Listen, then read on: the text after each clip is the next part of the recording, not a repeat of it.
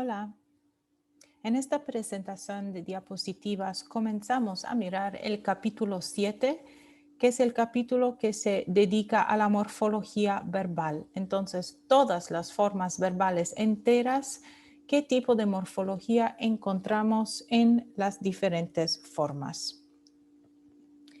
En estas diapositivas vamos a estar mirando las secciones 7.0 y 7.1. Comenzando con 7.0, que es la introducción, vamos a mirar algunos conceptos y alguna terminología para estar seguros de luego tener la información importante para seguir y entender las secciones que vienen. Entonces, importante notar que hay una distinción entre la forma del verbo y la función del verbo.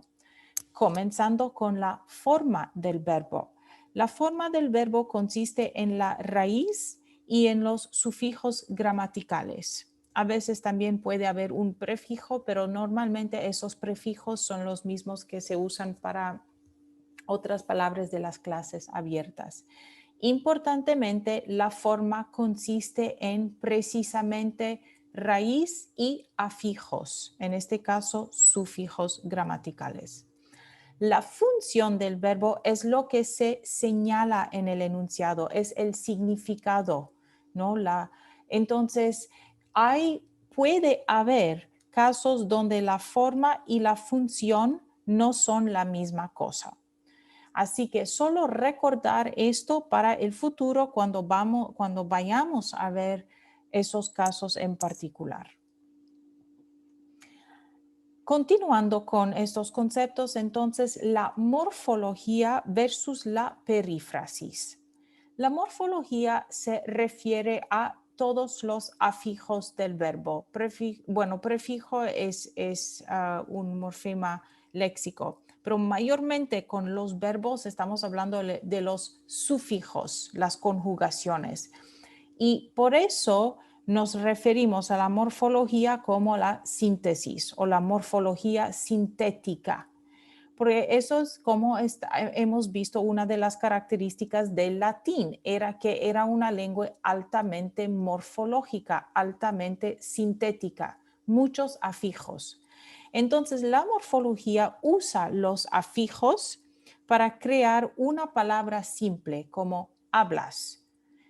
Esta es una palabra simple que contiene no unos afijos. Aquí el afijo S de la segunda persona singular del indicativo. La perífrasis, no, también se llama la característica o analítica de las lenguas, ¿no? Y lo que pasa con la perífrasis es que usa una secuencia de palabras para crear una frase verbal. Entonces, no es solo una palabra simple como la morfología. La perífrasis tenemos una frase verbal como hemos contratado, we have contracted, o vamos a comer, we will eat, ¿no? Entonces aquí vemos que hay más de un elemento. En este caso hemos contratado, tenemos el verbo auxiliar y el participio pasado. Y luego con vamos a comer tenemos un verbo conjugado en el presente, el indicativo, seguido por una preposición y luego una forma verbal en el infinitivo. Entonces, estas frases verbales se llaman formas perifrásticas o perífrasis verbal, ¿no? Esto significa que no es una palabra simple. Entonces, para la terminología, si miramos la figura 7.1 en el libro, nos da información sobre los tiempos simples del español. La Real Academia de la Lengua Española es la fuente que vamos a usar para la nomenclatura, para las palabras o la terminología. También en esta sección se hace referencia a Bello, porque Andrés Bello publicó un libro titulado Gramática de la Lengua Castellana, y este individuo era jurista, poeta, filólogo venezolano y fundó la Universidad de Chile. Nosotros en esta clase nos vamos a quedar con la terminología de la Real Academia Española para simplificar el asunto. Entonces, más información importante, TAM. TAM es un acrónimo que se refiere a tiempo, aspecto y modo. Vamos a mirar cada uno individualmente en términos de su significado terminológico, la descripción o la definición de tiempo, aspecto y modo. Entonces, el tiempo es una categoría gramatical del verbo por la que se expresa la anterioridad, o sea, el pasado, la simultaneidad, el presente, o la posterioridad, el futuro, con respecto al momento de la enunciación. Y esto se encuentra en el Diccionario de Lingüística de Fontanillo Merino del 1986. Entonces tenemos 3 tiempos con respecto al momento de hablar. En el momento de hablar se puede referir al pasado, al presente o al futuro. Los tiempos simples consisten en el presente. El presente coincide la acción descrita, la acción descrita en el enunciado con el momento de la enunciación. Enunciado es utterance. Entonces, el momento de la enunciación y la acción descrita en la enunciación ocurren al mismo tiempo, como los jóvenes juegan en el parque.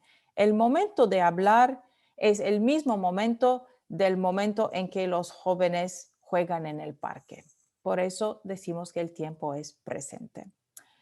El imperfecto actúa la realización de la acción en el pasado, enfatizando su aspecto durativo. Esto significa que nos estamos enfocando en la duración de la acción. Había mucha gente en la calle. Entonces, este verbo había está en imperfecto. La acción está en el pasado, entonces es una acción o un evento verbal anterior al momento de hablar, pero no ocurrió en un momento solo, entonces nos estamos enfocando en el estado de it's the state of there being many people. Finalmente, el pretérito genéricamente indica que la acción se ha realizado en el momento anterior de la enunciación, pero no nos enfocamos en la duración. Llegó un poco tarde. Entonces, en este caso, nos estamos enfocando en que la acción terminó en el pasado. Ocurrió y terminó en el pasado. Siguiendo con los tiempos simples, el futuro se refiere a una acción posterior al momento de hablar, entonces después de enunciar. Comeremos a las 7, así que el hablante está hablando en un momento, la acción después. Y el condicional se refiere a una acción futura medida desde el pasado. Y también se utiliza para expresar probabilidad o posibilidad. Vamos a ver eso en más detalle. Entonces, te dije que lo haría. En este caso, haría ocurre después de decir. Yo dije que yo lo haría. So, I said I would do it. Así que haría es una acción que ocurre en el futuro de decir, ¿no? El futuro del verbo decir. No del verbo decir, pero de la acción de decir. Otro ejemplo, Pablo estaría muy cansado. Esto significa en inglés algo como Pablo probably was probably quite tired. Entonces aquí tenemos probabilidad, ¿sí? El condicional que está indicando algún tipo de probabilidad o posibilidad evaluada por el hablante. El hablante está diciendo, I think probably he would or he must have been very tired. Finalmente, el aspecto se trata de una categoría gramatical del verbo por la que se expresa el carácter del proceso. Entonces, el proceso puede ser imperfectivo o progresivo, de instantaneidad, algo puntual, it happened in a moment, no? So we have like the punctuality of it, the moment, o de resultado perfecto, desde la perspectiva del hablante de la acción que expresa. Entonces, el hablante está expresando una acción y el hablante puede enfocarse en el proceso o la duración de la acción, puede enfocarse en la instantaneidad de la acción o puede enfocarse en el resultado de la acción. Y este enfoque diferente nos da información sobre aspectos diferentes. Esto también del Diccionario de Lingüística de Fontanillo Merino en 86. Ahora vamos a ver los diferentes aspectos verbales. Tenemos el aspecto imperfectivo. Este aspecto se enfoca en el proceso durativo, que es el aspecto progresivo, o habitual, que es el aspecto habitual de la acción. En la forma verbal simple tenemos el imperfecto. Entonces, la forma del imperfecto tiene un aspecto imperfectivo. Cada lunes hablaba con mi madre. Every Monday I used to speak with my mom. Este verbo en imperfecto, hablaba, tiene o muestra un aspecto imperfectivo habitual. También en las formas verbales perifrásticas, recordemos que estas son frases verbales, con el verbo estar. Estaba hablando con mi madre. I was speaking with my mom. Estaba hablando, esta forma verbal perifrástica, estaba hablando, tiene un aspecto imperfectivo progresivo. Entonces, porque nos estamos enfocando en la duración o en el progreso de la acción. Siguiendo con los diferentes tipos de aspecto, el aspecto perfectivo o perfecto señala la acción acabada, terminada. Y esta puede ser una acción puntual, finita o completada en el tiempo de que se trate. Por ejemplo, en las formas verbales simples encontramos el aspecto perfecto o perfectivo en la forma llamada el pretérito. ¿Leíste el periódico de hoy? Entonces, este verbo leíste es un verbo conjugado en el pretérito y tiene un aspecto perfecto o un aspecto perfectivo, porque estamos hablando de una acción finita, completada. Pero también en los tiempos verbales perifrásticos con el verbo auxiliar haber, ¿has leído el periódico hoy? Entonces aquí tenemos el verbo haber y la frase perifrástica ¿has leído? Y también en esta forma verbal del presente compuesto se llama, tenemos un aspecto perfectivo. Have you read the newspaper today? Estamos enfatizando una acción completada en el pasado. Finalmente, modo. Recordemos que estamos con TAM, tiempo, aspecto, modo. El modo es una categoría verbal que expresa la actitud del hablante ante la acción descrita por la oración. Se manifiesta en 3 clasificaciones.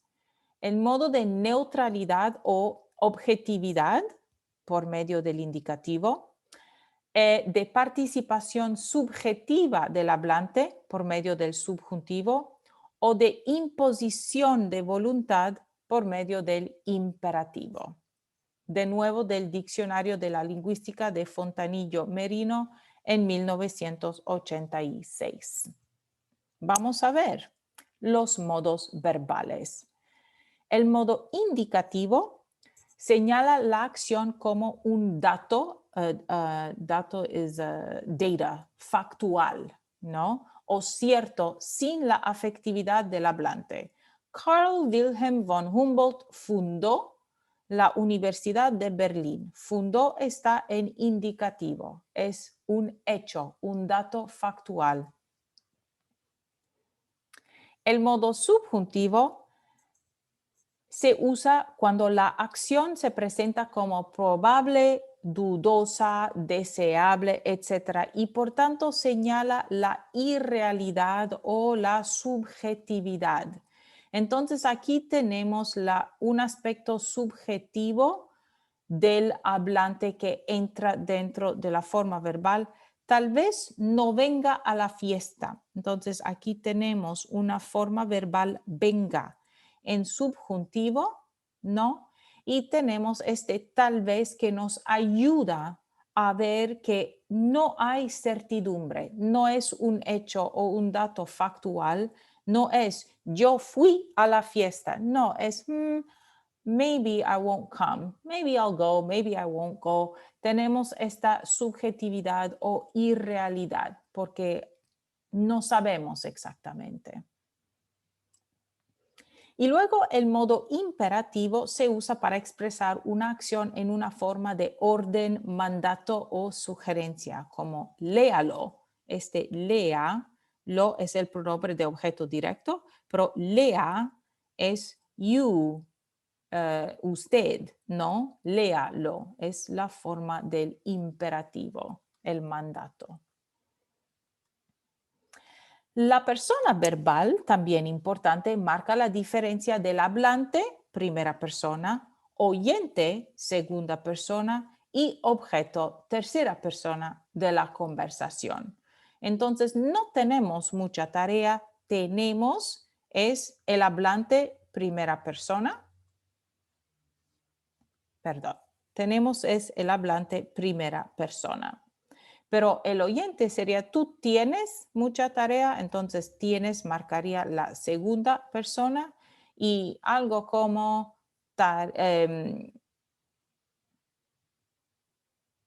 Pablo quiere mucha tarea, que no es una oración que se dice muy frecuentemente, pero quiere está en tercera persona porque Pablo es el objeto de la conversación. No estamos hablando del objeto directo e indirecto, es que estamos hablando de Pablo, es el objeto de la conversación y por eso el verbo está en tercera persona. El número verbal señala la unidad, o sea, singular o multiplicidad, pluralidad, de los que intervienen en la acción del verbo. Ni Mónica ni su novio van a su clase. Aquí usamos el verbo en plural porque los dos sujetos que intervienen en esta acción, aunque de forma negativa, son Mónica y el novio. Entonces tenemos el verbo en número plural. Aquí una diapositiva de práctica. Ustedes pueden usar los verbos para determinar el tiempo, aspecto y modo de cada forma verbal y también el número y la persona para practicarlo todo. Entonces, Paulina Rubio posa por primera vez junto a su madre. Entonces, posa, ¿no? Es el tiempo presente, el aspecto que es perfectivo, imperfectivo, es posible verlo, el modo que es indicativo, subjuntivo, número, persona, etc. Entonces, aquí terminamos esas primeras secciones. Como siempre, si hay preguntas o dudas, las vamos a ver durante la clase. Muchas gracias.